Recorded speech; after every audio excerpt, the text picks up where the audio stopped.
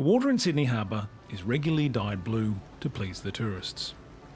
Actually, I just entirely made that up, but as I'm saying it on the internet, it could just be true. The scary thing is, such a non-toxic dye exists and has been used to pretty up lakes in the US for special occasions. Or has it? This just goes to show almost any information should be checked before we believe it. Or put more simply, how do we know what's true? These questions might help. Is the source trustworthy? Qualified people who have had their work reviewed by fellow experts and who work for a reputable organisation are often a solid bet there. Others you might need to assess further.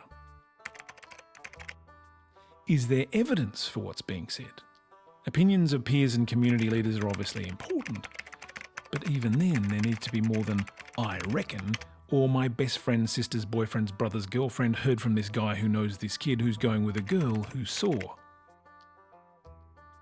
And if the information is extraordinary, they need even more evidence.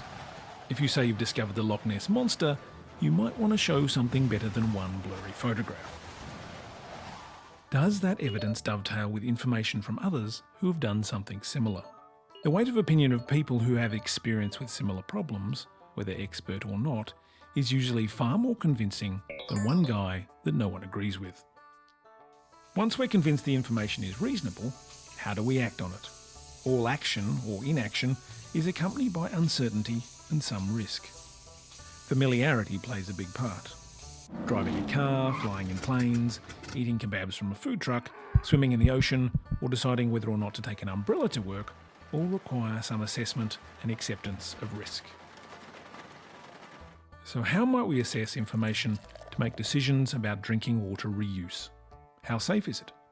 It adheres to standards backed by automated control testing, skilled and responsible operators, regular testing and process reviews. If used water is treated to the Australian drinking water standards, the former treated used water is as safe as the tap water you drink now.